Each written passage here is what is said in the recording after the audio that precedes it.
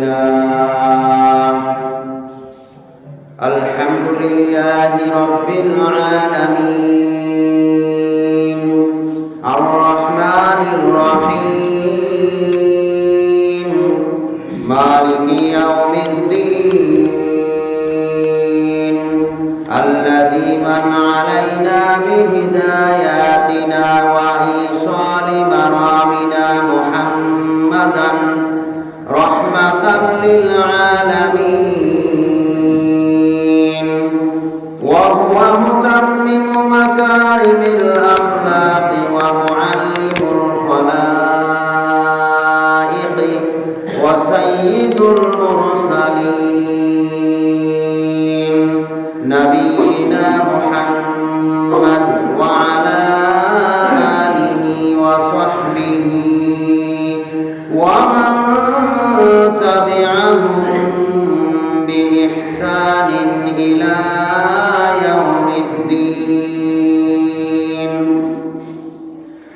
أما بعد فإن خير الحديث كتاب الله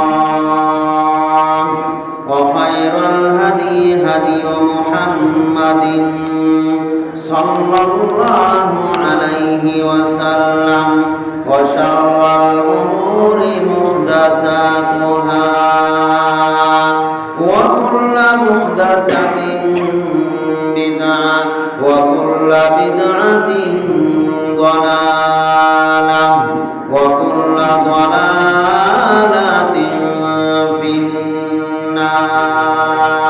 النار أعوذ بالله من الشيطان الرجيم بسم الله الرحمن الرحيم يا أيها الذين آمنوا اتقوا الله حق تقاته ولا تموتن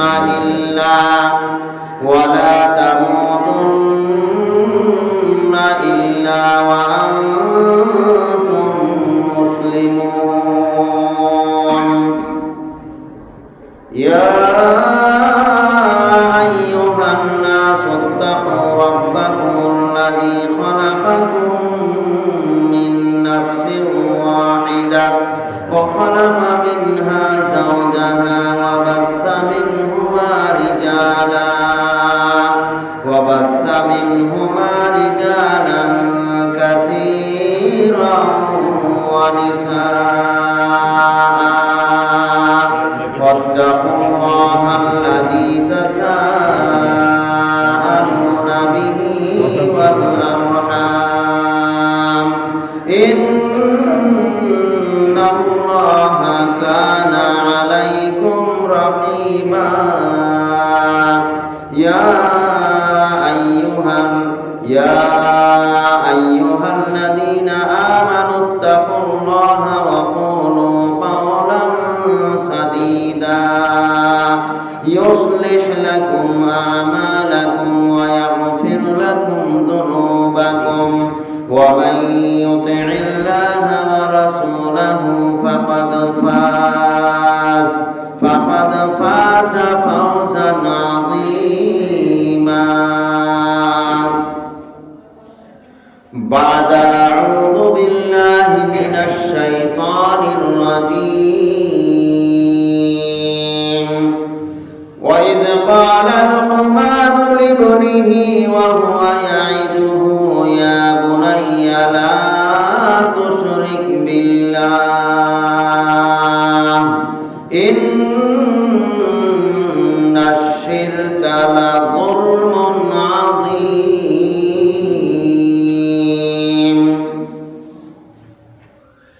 عن أنس بن مالك رضي الله تعالى عنه قال قال رسول الله صلى الله عليه وسلم من عال جاريتين حتى تبلغا جاء يوم القيامة أنا وهو هكذا وضم أصابعه رواه مسلم আল্লাহ সুবহানাহু ওয়া তাআলার অশেষ শুকরিয়া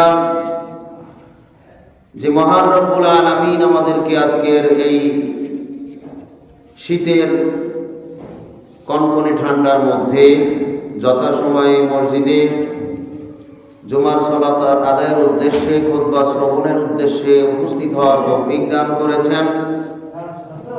যে আল্লাহ সুবহানাহু ওয়া তাআলা আমাদেরকে সুস্থতা দান করেছেন, সেই মহান রব্বুল আলামিনের শুকরিয়া আদায় করছি আলহামদুলিল্লাহ। অতঃপর দরুদ ও সালাম বর্ষিত হোক বিশ্ব নবী সাইয়্যিদুল মুরসালিন খাতামান নবীন রাহমাতুল লিল আলামিন নবী মুহাম্মদুর রাসূলুল্লাহ সাল্লাল্লাহু আলাইহি ওয়াসাল্লামের উপর। সম্মানিত উপস্থিতি, আমার আলোচনার একটি ধারাবাহিক বিষয় ছিল সন্তানের প্রতি পিতামাতার কর্তব্য। আজকের আমি গত আলোচনার পরের আলোচনা, অর্থাৎ গত আলোচনায় আমরা আলোচনা পেশ করেছিলাম সন্তান ভূমিষ্ঠের আগে পিতামাতার করণীয়, এই বিষয়ে। আজকের আলোচনা হচ্ছে সন্তান ভূমিষ্ঠের পরের করণীয় সম্পর্কে। একটা সন্তান ভূমিষ্ঠ হওয়ার পরে আমাদের প্রথম করণীয় হচ্ছে, সমাজে একটা প্রচলিত যে বিষয় আছে, বহুল প্রচলিত আজান এবং একামত দেওয়া। ডান কানে আজান, বাম কানে একামত সম্পর্কিত সকল হাদিসই জাল জয়ী প্রমাণিত হচ্ছে। তবে শুধু আজান দেওয়ার বিষয়টি আল্লামা নাসিরউদ্দিন আলবানী রাহমাতুল্লাহ আলাইহি তার বিশ্লেষণে প্রথমত হাসান পর্যায়ের হাদিস সাব্যস্ত করার পরেও সর্বশেষ তিনিও এই হাদিসটি সিদ্ধান্ত নিয়ে দিয়ে গেছেন যে এটাও জয়ীফ হাদিস। অতএব আমরা জয়ীফ হাদিসের উপরে আমল করব না যতক্ষণ না সহিহ হাদিস, সহিহ প্রমাণিত কোনো দলিল না থাকবে। যখনই জয়ীফ প্রমাণিত কোনো দলিল পাবো, এর বিরুদ্ধে এর পাশাপাশি কোনো সহিহ হাদিস নাই, ততক্ষণ ওই বিষয়ে আমল করার প্রয়োজন নাই। অতএব আজান একামত এই বিষয়টা স্পষ্ট সহিহ হাদিস দ্বারা প্রমাণিত না। তবে যেটা সহিহ হাদিস দ্বারা প্রমাণিত যেগুলি, সেগুলি আমরা অনেক ক্ষেত্রেই পরিত্যাগ করেছি। যেমন করণীয় ছিল তাহনিক করা। তাহনিক এটা গুরুত্বপূর্ণ একটি বিষয়। সেটা হচ্ছে হওয়ার পরে একজন পরহেজগার ব্যক্তির নিকটে, একজন ইমানদার ব্যক্তি, একজন আলেমের নিকটে সন্তানটাকে নিয়ে তার কোলে দেওয়া, তার কাছ থেকে দোয়া নেওয়া এবং এই আলেমের কাছে কিছু একটা খেজুর বা কিছু মিষ্টি জাতীয় কিছু দেওয়া, যেটা চিবিয়ে লালা আকারে, ছোট বাচ্চা যেহেতু 1-2 দিনের বাচ্চা, 1 দিনের বাচ্চা, সে তো আর কিছু খেতে পারে না, হয়তো লালা খেজুর চিবিয়ে তার লালাটা তার মুখে একটু দেওয়া, এটা হচ্ছে তাহনিক। এবং তার জন্য দোয়া করে দেওয়া, এটা হচ্ছে করণীয় কাজ। কিন্তু এইটা করতেই দেখা যায় না। সন্তান ভূমিষ্ঠ হওয়ার 7ম দিনে অত্যন্ত জরুরি করণীয় 3টি কাজ। এই বিষয়ে রাসূল সাল্লাল্লাহু আলাইহি ওয়াসাল্লাম বলেছেন, আন সামুরাত আন নবী সাল্লাল্লাহু আলাইহি ওয়াসাল্লাম قال কুল্লু গুলামিন মুরতাহানুন বিআকিকাতিন। সামুরা রাদিয়াল্লাহু তাআলা আনহু নবী করিম সাল্লাল্লাহু আলাইহি ওয়াসাল্লাম থেকে হাদিস বর্ণনা করেছেন। রাসূল করিম সাল্লাল্লাহু আলাইহি ওয়াসাল্লাম বলেছেন, প্রত্যেক সন্তান আকিকার সাথে বন্ধক থাকে। আমরা যেমন কোনো জিনিস বন্ধক রাখি, যতক্ষণ বন্ধক রাখি ততক্ষণ ওই জিনিসের কোনো কর্তৃত্ব আমাদের হাতে থাকে না। রাসূল সাল্লাল্লাহু আলাইহি ওয়াসাল্লাম বলেছেন, সন্তান ভূমিষ্ঠ হওয়ার পর থেকে আকিকা দেওয়ার আগ পর্যন্ত সন্তান বন্ধক থাকে, অর্থাৎ এর কোনো কর্তৃত্ব পিতামাতার উপরে থাকে না, এর মাধ্যমে পিতামাতা কোনো উপকারও পায় না।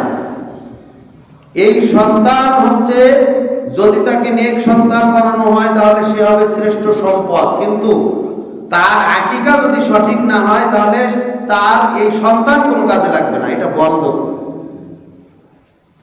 মুরতাহানুন মানে বন্ধককৃত, বিআকিকাতিন আকিকার মাধ্যমে এটা ছুটবে, আকিকার দ্বারা এই বন্ধকটা ছুটানো হবে, আকিকা না করা হলে বন্ধক ছুটবে না। এই জন্য তুযবাহু আনহু ইয়াওমাস সাবি', প্রত্যেক পিতামাতার উচিত হচ্ছে সপ্তম দিনে জবেহের মাধ্যমে, ছেলে হলে 2টি, মেয়ে হলে 1টি। এর বিশদ ব্যাখ্যা রয়েছে, কেন 2টি কেন 1টি, ব্যাখ্যা করার সময় নেই, মূল কথাগুলো বলছি। ছেলে হলে 2টি, মেয়ে হলে 1টি। কোরবানির মতো শর্ত সাপেক্ষে নয়, জবেহ করার মতো কোনো খাসি হইলেই বা বকরি হইলেই জবেহ করা যায়। এমন খাসি বা বকরি সে ত্রুটি যুক্ত হলেও সমস্যা নাই, সে না দাঁতলেও সমস্যা নাই, এরকম 2টা অথবা 1টা খাসি বা বকরি হইলেই আকিকা দেওয়া যাবে। তবে আকিকা করতে হবে ইয়াউমুস সাবি', সপ্তম দিনে। পিতার পক্ষ থেকে যেন আকিকা দেওয়া হয় সপ্তম দিনে, তাহলে কি হবে? বন্ধকটা ছুটে যাবে, এই সন্তান তার এখন কাজে লাগবে। বন্ধকটা না ছুটানো পর্যন্ত সন্তান তার উপকারে আসবে। প্রথম করণীয় সপ্তম দিনে। 2 নাম্বার করণীয় ইহলাকু রাকসাহু, তার মাথাকে মুন্ডন করতে হবে। ডাক্তার আর ওই এমবিবিএস ডাক্তার আর বড় পণ্ডিত যাই কিছু বলুক না কেন, রাসূল সাল্লাল্লাহু আলাইহি ওয়াসাল্লাম বলেছেন জন্মের সপ্তম দিনে 3টা কাজ গুরুত্বপূর্ণ। 1 নাম্বার আকিকা, 2 নাম্বার তার মাথা মুন্ডন করা, তার মাথা নেড়া করা, তার মাথার চুল ফেলানো। অন্য হাদিসে বলা হয়েছে কষ্টকর বস্তু দূর করা। যতক্ষণ পর্যন্ত, যতদিন পর্যন্ত মাথা এটা থাকবে ততক্ষণ পর্যন্ত তার মাথার উপরে কষ্টকর বস্তু চাপানো হয়েছে, বোঝা চাপিয়ে রাখা হয়েছে। এই সন্তানকে কষ্ট দেওয়া হচ্ছে, এই সন্তানের ব্রেনকে আরো কষ্ট দেওয়া হচ্ছে। কে বলেছে তার ব্রেনে আঘাত লাগবে? কে বলেছে তার মাথায় সমস্যা হবে? রাসূল সাল্লাল্লাহু আলাইহি ওয়াসাল্লামের চাইতে বড় ডাক্তার আর কেউ আছে? অতএব আল্লাহ রাসূলের কথাই সবচেয়ে গ্রহণযোগ্য, কোনো ডাক্তারের কথা নয়। মাথা মুন্ডন করতেই হবে জন্মের সপ্তম দিনে। কারো কোনো কথা, কোনো যুক্তি, কোনো কিছুই এখানে চলবে না। কোনো যুক্তির আলোকে, কোনো কথার আলোকে কেউ যদি এটা মাথা নেড়া না করে, মুন্ডন না করে, তাহলে সে হাদিসকে অস্বীকার করলো, হাদিসকেই মানবো না। আল্লাহ রাসূলের কথা, আল্লাহর কথা, আল্লাহ রাসূলের কথা মানবো না, বিশ্বাস করবো না। 3 নাম্বার হচ্ছে ওয়ায়ুসাম্মা, তাকে সুন্দর একটা নাম রাখা, নামকরণ করা। মনে যা চাইলো সমাজে আব্দুর রহিম, আব্দুল্লাহ, আব্দুল করিম, আব্দুর রহমান নাম অগণিত আছে, এগুলো আর দরকার নেই। এখন নতুন একটা নাম যেগুলো সমাজে নাই, এরকম নামকরণ করতে যে বেশিরভাগ ক্ষেত্রে অর্থহীন নাম রাখা হচ্ছে। অনেকেই বলছে কোরআন থেকে নাম রাখতেছে, কিরা নাম রেখেছে আলাইনা। আলাইনা তার কোনো অর্থ নেই, আলাইনা। আবার কেউ নাম রাখছে মিনহা, আর আবার কেউ রাখছে মিম, একটা অক্ষর মিম, তারপরে আলিফ, জিম। এই সমস্ত নামের অভাব নাই, একটা করে অক্ষর, যার কোনো অর্থ নাই। নাম রাখতে হবে অর্থপূর্ণ নাম, সুন্দর নাম। সবচাইতে সুন্দর নাম হচ্ছে আল্লাহ তাআলার 99টি নাম। এর পরের সুন্দর নাম হচ্ছে নবী রাসূলদের নাম। এর পরের সুন্দর নাম হচ্ছে সাহাবায়ে কেরামদের নাম, যেটা আল্লাহ রাসূল সত্যায়ন করে গেছেন। যাদের নাম ভালো ছিল তাদেরকে সমর্থন করে গেছেন, যাদের নাম খারাপ ছিল তাদের নাম পরিবর্তন করে দিয়ে গেছেন। অর্থাৎ সাহাবীদের নামও ভালো, সুন্দর অর্থপূর্ণ নাম রাখতে হবে। এই নাম ধরে কিয়ামতের মাঠে প্রত্যেক ব্যক্তিকে আহ্বান করা হবে। শুধু নাম নয়, নামের সাথে পিতার নামও যোগ করা হবে। অতএব এটাও গুরুত্বপূর্ণ। এই 3টা কাজ কোন দিনে? জন্মের সপ্তম দিনে। অনেকেই বলে থাকেন আমার এই মুহূর্তে আকিকার সামর্থ্য নাই। আকিকার সামর্থ্য ওই মুহূর্তে থাকবে কেন? আমার এই মুহূর্তে কোনো প্রস্তুতি নাই। প্রস্তুতি ওই মুহূর্তে হবে কেন? প্রস্তুতি থাকবে আপনার 10 মাস আগের থেকে। 10 মাস ধরে প্রস্তুতি চলবে, সপ্তম দিনে আকিকা করতে হবে। কে বলেছে এই সময় আপনার প্রস্তুতি নিতে? কে বলেছে? প্রস্তুতি আগে থেকে থাকবে, আকিকার টাকা আলাদা জমা থাকবে। আকিকা কুরবানির চাইতেও বেশি গুরুত্বপূর্ণ। কুরবানির দিনে যদি আকিকা পড়ে তাহলে আকিকা দিতে হবে কুরবানি না দিয়ে হলেও। এমনকি কুরবানির জন্য খাসি কিনেছেন, আকিকা কেনার টাকা নাই, আকিকার জন্য টাকা রেখেছিলেন, কিন্তু ভাগ্যক্রমে আপনার সন্তান আগেই হয়ে গেছে, এই কুরবানি এসে পড়েছে, আপনার ধারণার চাইতে সন্তানও কুরবানির দিনে সপ্তম দিন হয়েছে। সপ্তম দিন অর্থাৎ 7 দিন আগে হয়েছে, কোরবানির 7 দিন আগে হয়েছে। এই মুহূর্তে টাকা আছে সেটা আপনি মনে করেছিলেন যে 1 মাস পরে আবার টাকা আসবে, 1 মাস পরে সন্তান হবে, হয়েছে। এখন কি করবেন? এখন টাকা আছে একটি কেনার, সেটা হচ্ছে আপনি কুরবানি কিনেছেন, কুরবানির নিয়তে কুরবানির জন্য একটা খাসি কিনেছেন, আর টাকা নাই। কুরবানির নিয়তকে পরিবর্তন করে আকিকা দিতে হবে। আকিকা এত গুরুত্বপূর্ণ। কুরবানির নিয়ত পরিবর্তন করা যায় না, কিন্তু আকিকার ক্ষেত্রে যায়, কারণ কুরবানির চাইতে আকিকা বেশি গুরুত্বপূর্ণ। সম্মানিত উপস্থিতি, বলছিলাম জন্মের সপ্তম দিনে আকিকা দিতে হবে। আপনি আপনার সুবিধা অনুযায়ী 14 দিন 21 দিন, এই 14 দিন 21 দিনের সহি দলিল পাওয়া যায় না। তবে হ্যাঁ, কেউ যদি সপ্তম দিনে আকিকা না দিতে পারে, ওই সময় যদি সামর্থ্য না থাকে, আগে থেকে প্রস্তুতি নেওয়ার পরেও তার সামর্থ্য নাই, তার উপরে আকিকা প্রয়োজন নাই। এর আকিকা এ নিজে প্রয়োজনে এক সময় করে নিতে পারবে। এই ব্যাপারে ইমামদের ইজতিহাদি মাসআলা আছে, যেটা আকিকার বিষয়ে ডক্টর আসাদুল্লাহ গালিব সাহেব তার বইয়ের ভিতরে লিখেছেন। কারো যদি আকিকা বাদ পড়ে যায়, তাহলে নিজের আকিকা নিজে যে কোনো সময় করে নিতে পারবে, কারণ বাপের তার সামর্থ্য ছিল, বাপের ওই মুহূর্তে সামর্থ্য ছিল না। যাই হোক, আকিকা সবচেয়ে গুরুত্বপূর্ণ বিষয় হচ্ছে সপ্তম দিনে আকিকা করা। 3টা কাজ হচ্ছে জন্মের সপ্তম দিনে করা। এরপরে আরেকটি কাজ অতিরিক্ত এই 3টার সাথে, 3টা হচ্ছে গুরুত্বপূর্ণ কাজ, অবশ্যই করতে হবে। এর সাথে আরেকটি কাজ আপনাকে করার ব্যাপারে উৎসাহিত করা হয়েছে, সেটা হচ্ছে মাথা মুন্ডনের চুলের সমপরিমাণ রৌপ্য সাদাকা করা। এটা আপনি করলে ভালো, না করলে গুনাহ নাই। করার ব্যাপারে উৎসাহিত করা হয়েছে হাদিসে। তাহলে এরপরে সন্তান ভূমিষ্ঠ হওয়ার পর থেকেই মায়ের জন্য আরেকটি গুরুত্বপূর্ণ করণীয়, প্রত্যেক পিতামাতার জন্য গুরুত্বপূর্ণ করণীয় হচ্ছে একবারে শুরু থেকে তাকে হালাল খাবার খাওয়াতে হবে। সন্তানের পেটে যদি হারাম খাবার যায়, তাহলে এই সন্তান সুসন্তান হবে না। সন্তানকে হালাল খাবার খাওয়াতে হবে, অর্থাৎ প্রত্যেক ব্যক্তিকে হালাল খাবার খেতে হবে, সন্তানকেও খাওয়াতে হবে। তাহলে আপনি ভালো হবেন, আপনার সন্তানও ভালো হবে। হারাম খাবার দ্বারা গঠিত মানুষ কখনো ভালো হতে পারে না। অতএব সাবধান। সন্তানকে প্রথম দিন থেকে মা যখন দুধ পান করাবে, এই দুধটাকে হালাল করতে হবে। বিসমিল্লাহ বলে দুধ পান করাতে হবে। বিসমিল্লাহ না বললে শয়তান শরীক হবে। আল্লাহ তাআলা শয়তানকে যে পাওয়ার দিয়েছেন, সেই পাওয়ারের আলোকে শয়তানকে নির্দেশ দিয়ে বলছেন, ওয়াশারিকুহুম ফিল আমওয়ালি ওয়াল আওলাদ। হে শয়তান, তুই এই যে সন্তান জন্মগ্রহণ করে এবং মানুষের যে ধন সম্পদ এবং সন্তানাদির মধ্যে শরীক হয়ে যায়, সে আপনার সন্তানের মধ্যে শরীক হবে। এই সমস্ত সুযোগ গ্রহণ করে তাকে যদি হারাম খাবার খাওয়ানো হয়, তাহলে শয়তান শরীক হবে। তার যদি আকিকা না করা হয়, তাহলে শয়তান শরীক হবে।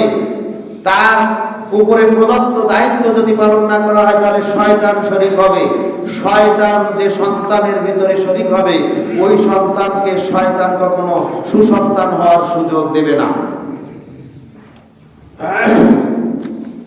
এজন্য ছোটবেলা থেকেই সন্তানকে হালাল খাবার খাওয়াতে হবে। মাকে অবশ্যই খাবার দুধ পান করানোর ক্ষেত্রে 1 নম্বর করণীয় হচ্ছে তাকে বিসমিল্লাহ বলে দুধ পান করাতে হবে। 2, পর্দার সাথে দুধ পান করাতে হবে।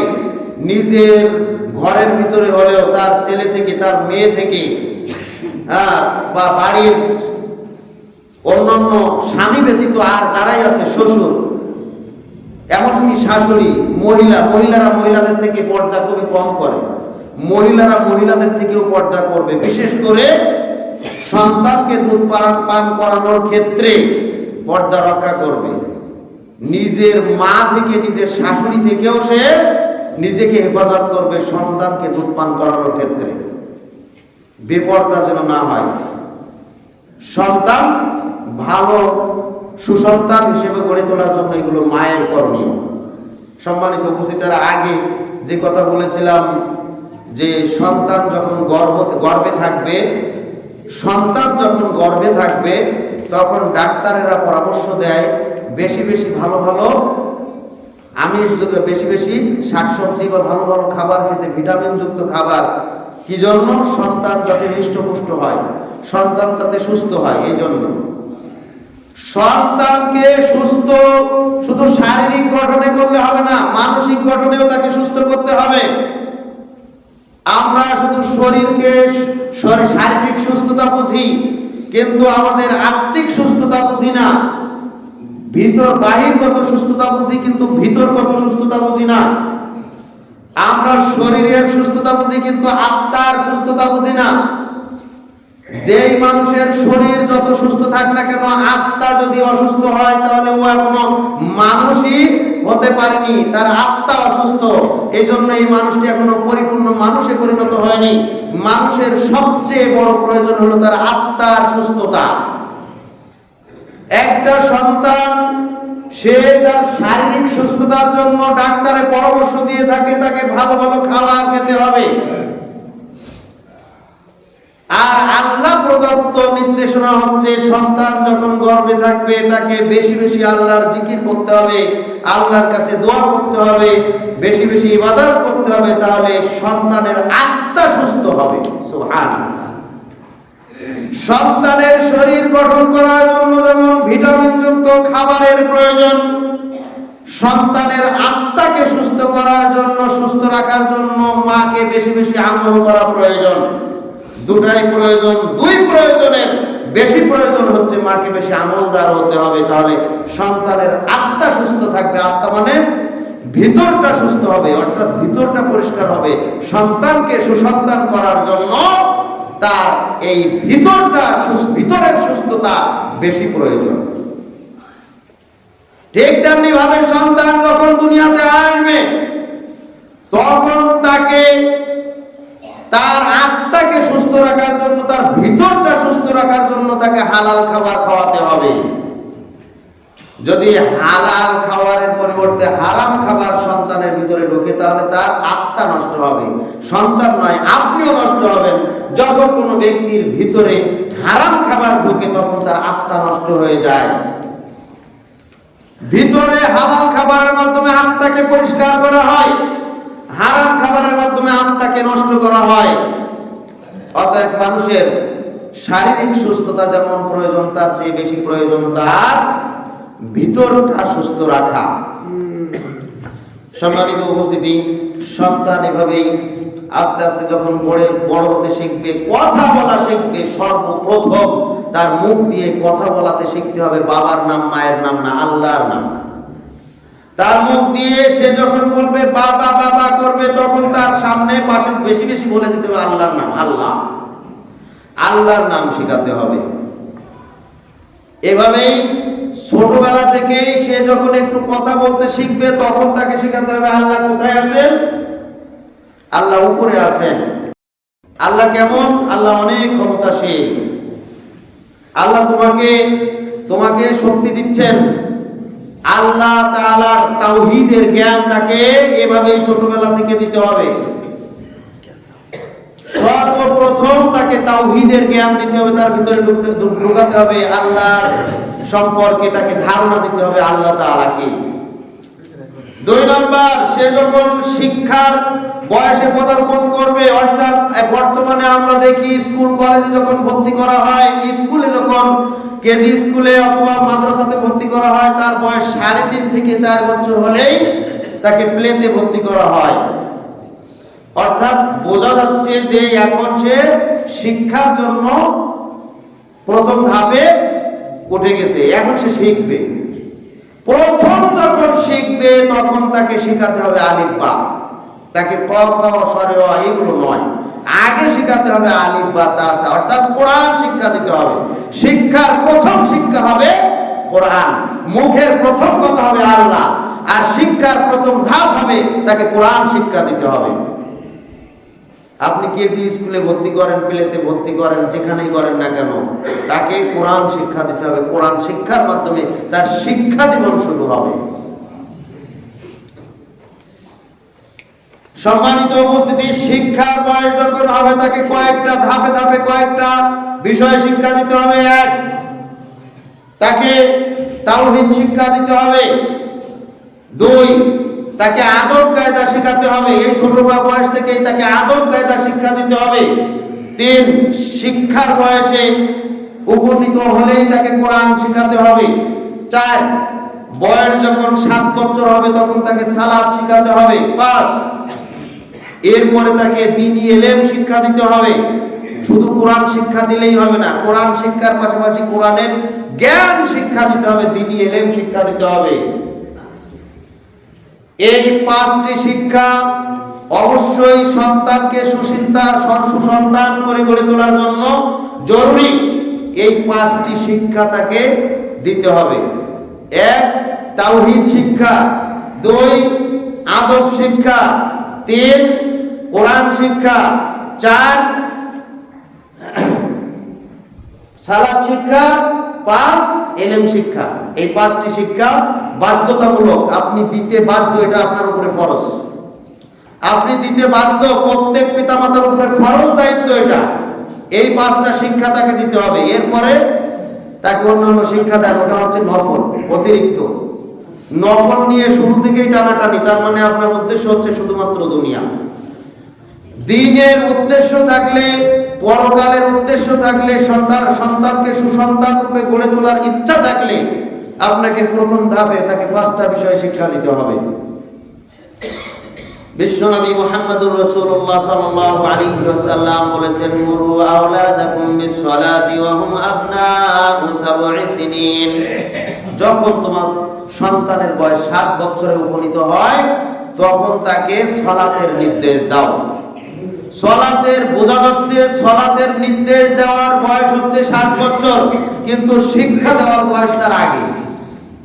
সালাতের শিক্ষা দিতে হবে 7 বছরের আগে, আর সালাতের নির্দেশ 7 বছরে। ওয়াদরিবুহুম আলাইহা ওয়া হুম আবনাউ 10 সিনিন। তাদের বয়স যখন 10 বছরে উপনীত হয় তখন তাদেরকে সালাত না পড়লে প্রহার করো। ওয়াফাররিকু বাইনাহুম ফিল মাদাজি', এবং তাদের বিছানাকে আলাদা করে দাও, তাদের বিছানা সব পৃথক করে দাও। সম্মানিত উপস্থিতি, এখানে 3টা নির্দেশ, এটা রাসূল সাল্লাল্লাহু আলাইহি ওয়াসাল্লামের নির্দেশ, এটা ছোট করে দেখার কোনো সুযোগ নাই। রাসূলের নির্দেশ মানে এটাও ফরজ, কারণ আল্লাহ তাআলা বলেন, মা আতাকুমুর রাসূলু ফাখুযুহু ওয়া মা আতাকুমুর রাসূলু ফাখুযুহু, আর তোমাদের রাসূল তোমাদেরকে যা নির্দেশ দেয় তোমরা গ্রহণ করো। এটা হচ্ছে আল্লাহ তাআলার নির্দেশ। আল্লাহ তাআলার নির্দেশ, আল্লাহ রাসূলের নির্দেশ, এগুলিও আমাদের উপরে ফরজ। রাসূল সাল্লাল্লাহু আলাইহি ওয়াসাল্লাম যেটা নির্দেশ দিয়েছেন এটাও আল্লাহর নির্দেশ। অতএব আল্লাহ রাসূল বলেছেন, মুরু, তোমরা নির্দেশ দাও, আদেশ করো। আওলাদাকুম, তোমাদের সন্তানদেরকে। সুতরাং আদেশ দিতে হবে। আদেশ কাকে বলে? প্রত্যেক ওয়াক্ত সালাতের সময় তাকে সালাত আদায় করাতে হবে।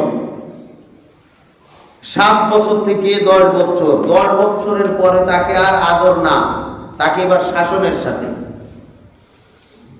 সম্মানিত উপস্থিতি, এই সকল এই যে 5টি বিষয়ের কথা বললাম, এগুলি আমরা কোরআন থেকে শিক্ষা নিতে পারি। লোকমান আলাইহিস সালাতু ওয়াস সালাম কিভাবে এটা বাস্তবায়ন করেছেন, তার একটা বাস্তবতা দেখিয়ে গেছেন। এই শিক্ষাগুলো কিভাবে দিতে হবে তার নির্দেশনা আল্লাহ তাআলা সূরা লোকমানের ভিতরে দিয়েছেন। সূরা লোকমানের 4টি রুকু রয়েছে, 4টি রুকুর প্রথম রুকু বাদে দ্বিতীয় রুকু থেকে শুরু হয়েছে, দ্বিতীয় রুকু থেকে শেষ পর্যন্ত 3টা রুকুই যা বর্ণনা করা হয়েছে, অর্থাৎ 11-12 নম্বর আয়াত থেকে একবারে 34 নম্বর আয়াত পর্যন্ত যা বিবরণ এসেছে, এই সবগুলোই হচ্ছে লোকমান আলাইহিস সালাম তার সন্তানকে এই 5টা বিষয়ে শিক্ষা দেওয়ার জন্য যে সকল বক্তব্য, যে সকল কার্যক্রম তিনি করেছেন সেগুলির বিবরণ এসেছে। বিশেষ করে লোকমান আলাইহিস সালাম তার সন্তানকে শিক্ষা দিয়েছেন। আল্লাহ তাআলা বলছেন, ওয়াইদ ক্বালা লুকমানু লিবনিহি ওয়া হুয়া ইয়াইদুহু ইয়া বুনাইয়া লা তুশরিক বিল্লাহ ইন্নাশ শিরকা লাযুলমুন আযীম। আর স্মরণ করো যখন লোকমান আলাইহিস সালাম তার সন্তানকে বললেন, ইয়া বুনাইয়া, হে আমার প্রিয় বৎস, হে আমার প্রিয় সন্তান, লা তুশরিক বিল্লাহ, তুমি আল্লাহর সাথে কাউকে শরীক করো না, শিরিক করো না। তাহলে আল্লাহকে চেনানো হচ্ছে এবং আল্লাহ একক ইবাদতের মালিক, এটা তাকে বোঝানো হচ্ছে। আল্লাহ এমন মহান সত্তা যে তিনিও হচ্ছেন একমাত্র ইবাদত পাওয়ার মালিক, সুতরাং তার সাথে কাউকে শরীক করো না। ইন্নাশ শিরকা লাযুলমুন আযীম, নিশ্চয় শিরিক হচ্ছে সবচেয়ে বড় জুলুম। জুলুম মানে পাপ। এই পাপ একটা হচ্ছে আল্লাহর সাথে জড়িত, একটা হচ্ছে বান্দার সাথে জড়িত। শিরিক হচ্ছে সবচেয়ে বড় জুলুম, মানে এটা আল্লাহর সাথে জুলুম করা হয়। আর একটা আছে বান্দার হক জুলুম, বান্দার সাথে জড়িত, এটা বান্দা মাফ করতে পারে। আর আল্লাহর সাথে জড়িত শিরিক, শিরিক হচ্ছে আল্লাহর সাথে জড়িত, এই জন্য সবচেয়ে বড় শিরিক বলা হয়েছে। অর্থাৎ আল্লাহর ক্ষমতাকে, আল্লাহর মর্যাদাকে ক্ষুণ্ণ করা হয়, আল্লাহর ক্ষমতাকে পরিপূর্ণ বিশ্বাস করা হয় না, আল্লাহকে সমকক্ষ দাঁড় করানো হয়। এই জন্য সর্বপ্রথম এই শিরিক এবং তাওহীদের জ্ঞান শিক্ষা দিতে হবে। এরপরে লোকমান আলাইহিস সালাম তার সন্তানকে উপদেশ দিতে যে 2 নম্বরে কি বললেন, ওয়াসাইনাল ইনসানা বিওয়ালিদাইহি। আর আল্লাহ তাআলা নির্দেশ দিচ্ছেন প্রত্যেক মানুষকে নির্দেশ দিচ্ছেন কি,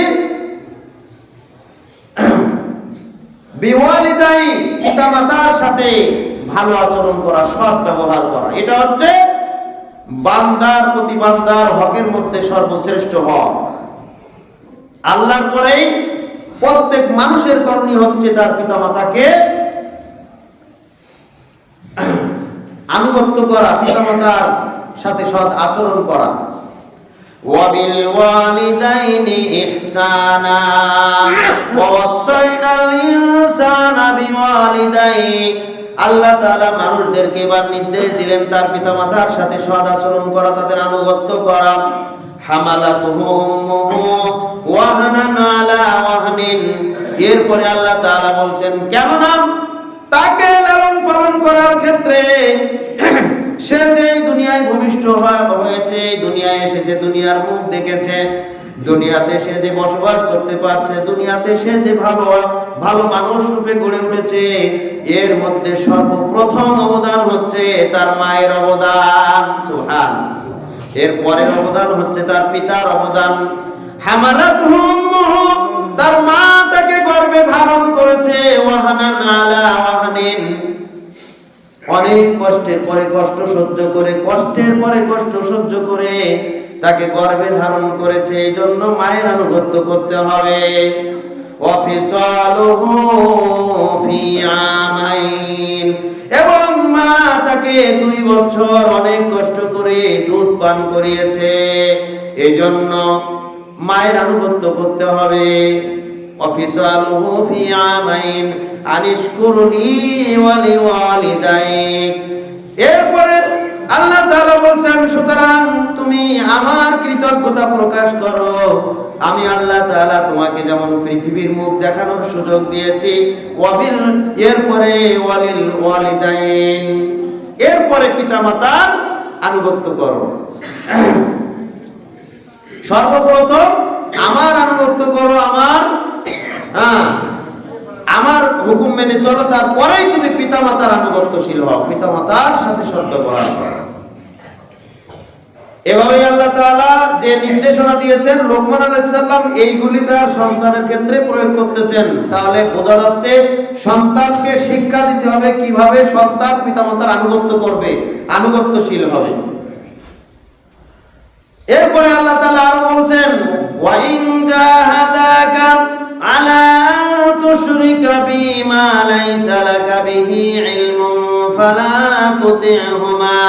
আবার পিতামাতা যদি তোমাকে শিরক জনিত কোনো নির্দেশনা দেয়, পাপের কোনো নির্দেশনা দেয়, যে বিষয়ে তোমার কোনো জ্ঞান নাই, অর্থাৎ তুমি জানো না এটা করলে পাপ হবে নাকি এটার থেকে মুক্তি পাওয়া যাবে কিনা, শিরক জনিত কোনো নির্দেশ যদি দেয়, পাপ জনিত কোনো নির্দেশ দেওয়া হয়, পিতামাতা যদি দেয় সন্তানকে, তাহলে ফালা তুতি'হুমা, সেই ক্ষেত্রে তাদের আনুগত্য করবে না, পিতামাতার কথা শুনবে না।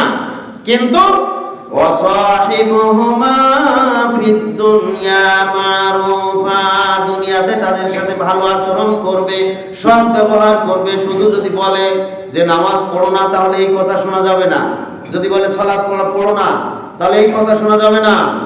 যদি বলে তুমি একটু মাজারে যাও, তাহলে এই কথা শোনা যাবে না। অর্থাৎ পিতামাতা এমন কোন নির্দেশ দেয় যেটা পাপের নির্দেশ, তাহলে ফালা তুতি'হুমা, তাদের কথা শোনা যাবে না। কিন্তু ওয়াসাহিবুহুমা ফিদ দুনিয়া মারুফা, তাদের সাথে আবার সম্পর্ক ছিন্ন করা যাবে না, বরং তাদের সাথে ভালো আচরণ করতে হবে।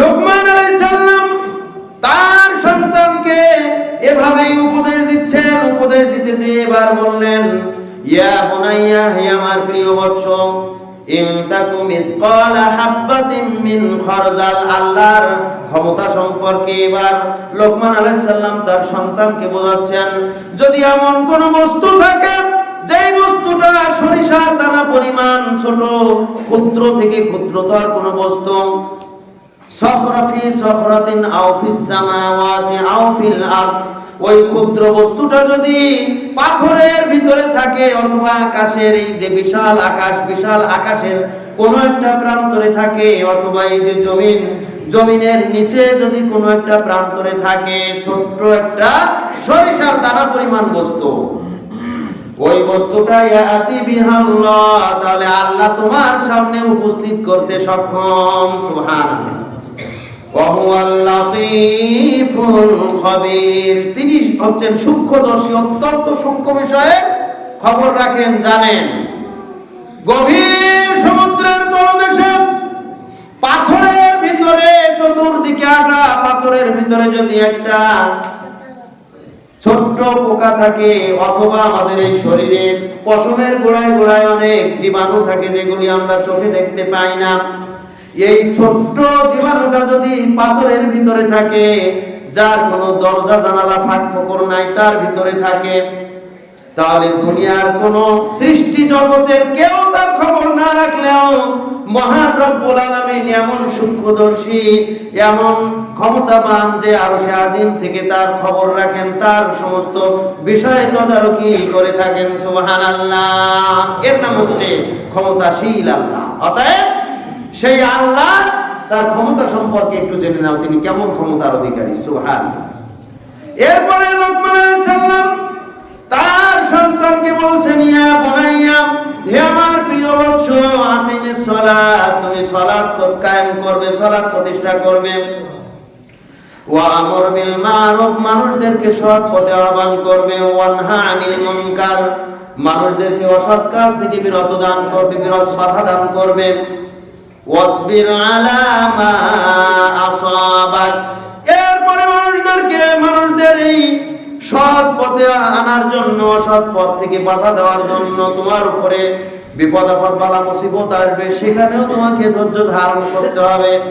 এই দুনিয়াতে চলার জন্য অনেক বাধা বিপত্তি আসবে, অনেক কষ্ট আসবে, সেখানেও তোমাকে ধৈর্য ধারণ করতে হবে। ওয়াসবির আলা মা আসাবাক, যখনই তোমার উপরে কোনো বিপদ এসে যায় তখনই তুমি ধৈর্য ধারণ করবে। সুবহানাল্লাহ। শিক্ষা দিচ্ছেন সম্মানিত উপস্থিতি, সন্তানের উপরে যে সকল দায়িত্ব, এই 5টা বিষয়ে শিক্ষা দেওয়ার পাশাপাশি আরো কিছু বিষয়ে তাকে শিক্ষা দিতে হবে। সেটা হচ্ছে তাকে সক্ষম করে গড়ে তুলতে হবে। সক্ষম। আজকের বহু পিতা রয়েছেন সন্তানদেরকে খুব আদর করেন, যত্ন করেন, যার কারণে অল্প একটু দূরের স্কুল বা মাদ্রাসায় সেখানে হাঁটার সুযোগ দেন না, রিক্সা ভাড়া দিয়ে দেন। অথচ তাকে সক্ষম করে গড়ে তোলা মানে তাকে পরিশ্রমী করে গড়ে তোলা, যাতে করে আল্লাহর দ্বীন প্রতিষ্ঠা করার জন্য যে কোনো বাধা বিপত্তি, যে কোনো সমস্যায় সে ধৈর্য ধারণ করতে পারে। কিন্তু আপনার বর্তমানে অধিকাংশের সন্তানদের এটা লক্ষ্য করা যায়, বিশেষ করে যাদের একটু অর্থ সম্পদ আছে, সন্তানদেরকে একবারে ফার্মের মুরগির মতো পালতেছে। মানে পরিশ্রমী না, সন্তানদেরকে পরিশ্রম করাতে রাজি না। একটু দৌড়ালে বাপ মায়ের আরো বেশি কষ্ট হয়। নাউযুবিল্লাহ। জি না, সন্তানদেরকে পরিশ্রমী করে গড়ে তুলতে হবে, তাদেরকে ইচ্ছাকৃতভাবে কাজ করাতে হবে, সন্তানদেরকে পরিশ্রম করাতে হবে, তাহলে তারা পরিশ্রমী হয়ে উঠবে। লোকমান আলাইহিস সালাম বললেন, ওয়াসবির আলা মা আসাবাক, তুমি ধৈর্য ধারণ করবে যখন তোমার উপরে কোনো বিপদ আসবে। এই বিপদে ধৈর্য ধারণ সেই করতে পারে যে নিজেকে গঠন করেছে, পরিশ্রমী করে গড়ে তুলেছে, যে কোনো পরিশ্রম করা তার অভ্যাস রয়েছে, সে ধৈর্য ধারণ করতে পারে। কিন্তু যার কোনো কষ্ট সহ্য করার ক্ষমতা নাই, পরিশ্রম করার কোনো ক্ষমতা নাই, ও অচিরেই হতাশ হয়ে যায় অথবা শেষ হয়ে যায়। এই ধৈর্য আসে না। এর ধৈর্য আসবে কিভাবে? ধৈর্যের শিক্ষাই তো সে পায় না। এরপরে লোকমান আলাইহিস সালাম আরো বলছেন, ওয়ালা তুসাইর খাদ্দাকা লিন-নাস ওয়ালা তামশি ফিল আরদি মারহা ওয়ালা তুসাইর খাদ্দাকা লিন-নাস, আর মানুষকে অহংকার বশে অবজ্ঞা করবে না। মানুষদেরকে মানুষকে সম্মান করবে। সম্মানী ব্যক্তিদেরকে সম্মান করলে আল্লাহ তাআলা তোমাকে সম্মান করবেন। তোমার ভিতরে একটু অর্থ সম্পদ বেশি হয়েছে, ক্ষমতা বেশি হয়েছে, মেধা বেশি, তুমি বড় ব্যবসায়ী, তাই অহংকারের ঠেলায় বাসো না। ওয়ালা তুসাইর খাদ্দাকা লিন-নাস, অহংকার করে কোনো মানুষকে অবজ্ঞা করবে না।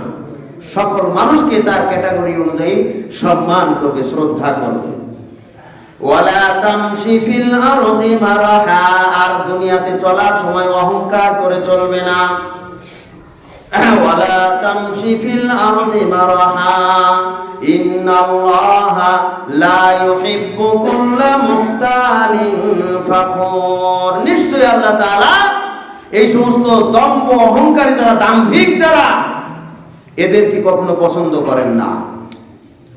ওয়াকসিদ ফি মাশইকা ওয়াগদুদ মিন সাওতিক, এরপরে যখন তুমি জমিনে চলবে তোমার এই পদগ্রস্তাকে সংযত করবে। তোমার এই পায়ের এই পা যেন খুব জোরে জোরে মাটিতে নিক্ষেপ করবে না, খুব আস্তে আস্তে নম্রভাবে। ওয়াকসিদ ফি মাশইকা, তোমার এই চলাচলকে সংযত করো। ওয়াগদুদ মিন সাওতিকা, তোমার এই কণ্ঠকে সংযত করো। শুধু চিল্লাপাল্লা করলেই হবে না।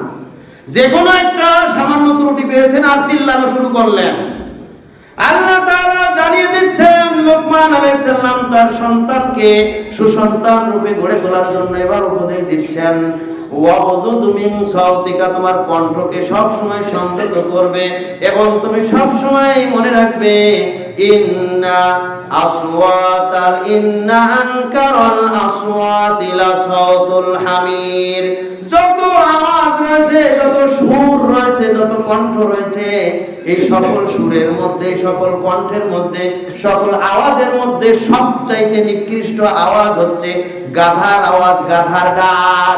সুতরাং যারা অযথা চিল্লাচিল্লি করে, অযথা চিৎকার করে, এরা হচ্ছে গাধার মতো। এদের মর্যাদাও গাধার মতো। গাধার আওয়াজ যেমন একবারে অসুন্দর, নিকৃষ্ট, এদের আওয়াজটাও নিকৃষ্ট। অতএব তোমার কথা, তোমার আওয়াজকে সংযত করবে। সুবহানাল্লাহ। এভাবেই উপদেশ দিচ্ছেন, একবারে শেষ উপদেশ পর্যন্ত বলে যাচ্ছেন, ওমা তাদরি নাফসুম মাযা তাকসিবু গাদা, হে আমার সন্তান, হে মানুষেরা, তোমরা জেনে রেখো, তুমি জানো না, ওমা তাদরি নাফসুম মাযা তাকসিবু গাদা, কোন মানুষ জানে না সে আগামীকাল কি অর্জন করবে। ওয়া মা তাদরি নাফসুম বিআইয়ি আরদিন তামুত, আর কোন মানুষ জানে না সে কোন জমিনে মৃত্যুবরণ করবে। অতএব আগামীকাল পর্যন্ত বেঁচে থাকার আশা করো না। পরকালে মুক্তির জন্য, পরকালে সফল হওয়ার জন্য, জাহান্নাম থেকে মুক্তি পাওয়ার জন্য এই মুহূর্তে এখনই তওবা করে আল্লাহর দিকে ফিরে এসো। এখনই মৃত্যুর জন্য প্রস্তুত হয়ে নাও। মৃত্যুর অপেক্ষা করো না, আগামী কালের জন্য অপেক্ষা করো না। সালাত তুমি বুড়া হয়ে গেলে তারপর পড়বে এই আশা করো না। আমল তুমি আরো পরে করবে এই আশা করো না। এখনই মৃত্যুর জন্য প্রস্তুতি গ্রহণ করো। সম্মানিত উপস্থিতি, এইগুলি ছিল লোকমান আলাইহিস সালামের উপদেশ, বক্তব্য, ওয়াজ। এই ওয়াজের শুরুটাই ছিল আল্লাহর তাওহীদের শিক্ষা এবং শেষ ছিল, একবারে সর্বশেষ ছিল মৃত্যুর জন্য নিজেকে প্রস্তুত করা। এইভাবেই উপদেশ দিয়েছিলেন তাকে সুসন্তান রূপে গড়ে তোলার জন্য। আমি যে 5টি পয়েন্টের কথা বললাম, 5টি শিক্ষা, এই 5টি শিক্ষার মধ্যে এগুলি পড়ে এগুলির বিস্তারিত আলোচনা করার সুযোগ পেলাম না। আল্লাহ সুবহানাহু ওয়া তাআলা আমাদের সন্তানদের প্রতি যে দায়িত্ব কর্তব্য এগুলি পালন করার তৌফিক দান করুন। সন্তানদের প্রতি যে দায়িত্ব তার মধ্যে আরেকটি গুরুত্বপূর্ণ দায়িত্ব হচ্ছে ইনসাফ করা, সন্তানদের মধ্যে ইনসাফ করা। তারপরে উপযুক্ত বয়স পর্যন্ত তাদেরকে মানে গড়ে তোলার পরে তাদেরকে উপযুক্ত পাত্রীর সাথে বিবাহ দেওয়া।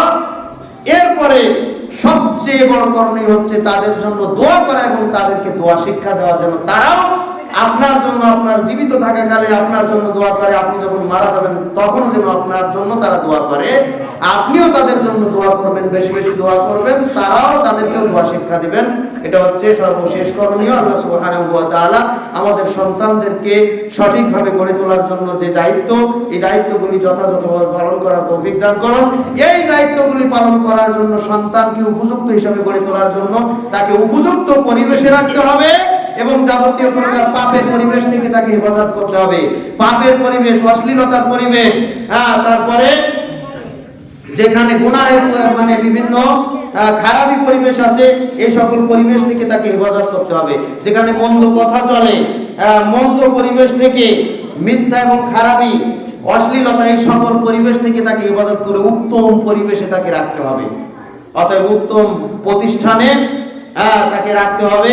তাকে গড়ে তোলার জন্য আমাদের বাড়ির বা পারিপার্শ্বিক পরিবেশের চাইতে সবচেয়ে উত্তম পরিবেশ হচ্ছে একটা ভালো মানের মাদ্রাসার পরিবেশ। আল্লাহ সুবহানাহু ওয়া তাআলা আমাদের সন্তানদেরকে যথোপযুক্ত দায়িত্ব পালন করে তাদেরকে গড়ে তোলার তৌফিক দান করুন। আলহামদুলিল্লাহি রাব্বিল আলামিন।